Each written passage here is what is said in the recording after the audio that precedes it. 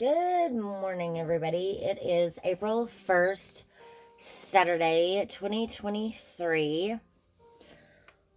Time is it? It is 11:04 at night. Okay. This is part 3 of the Cottage, chapter 1. There were 2 gardeners pulling weeds around the main fountain as Abe got out of his car, and 2 others working in a flower bed nearby, as Abe made a mental note to cut the gardening staff in half at the very least. All he could see as he looked around him were numbers and dollar bills flying out windows. He knew almost to the penny what it cost Winslow to run the place.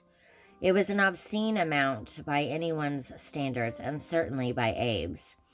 He did the accounting for at least half the major stars in Hollywood, and had learned long since not to gasp or wince or faint or make over gestures of outrage when he heard that they spent on houses and cars and furs and diamond necklaces for their girlfriends. But in comparison to Cooper Winslow, all of their extravagances paled. Abe was convinced that Coop Winslow spent more than King Foroke. He'd been doing it for nearly 50 years. He spent money like water and hadn't an important part in a major movie in more than 20 years. For the last 10, he'd been reduced to minor character parts and cameo appearances for which he was paid very little, and for the most part, no matter what the movie or the role or the costume, Cooper always seemed to play the dashing, charming, fabulous, handsome Casanova, and more recently, the irresistible aging Rue. But no matter how irresistible, he still was on screen.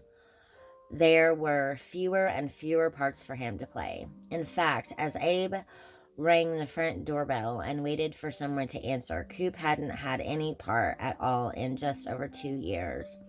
But he claimed he met with directors and producers about their new movies every day.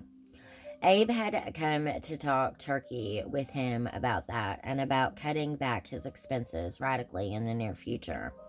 He had been living in debt and on promises for the past 5 years, and Abe didn't care if he made commercials for his neighborhood butcher.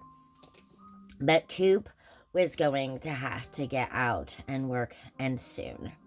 There were a lot of changes he was going to have to make. He had to cut back dramatically, reduce his staff, sell some of his cars, stop buying clothes, and staying at the most inexpensive hotels around the world.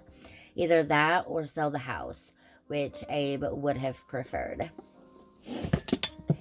That's all for part 3, chapter 1, The Cottage. Thank you for watching.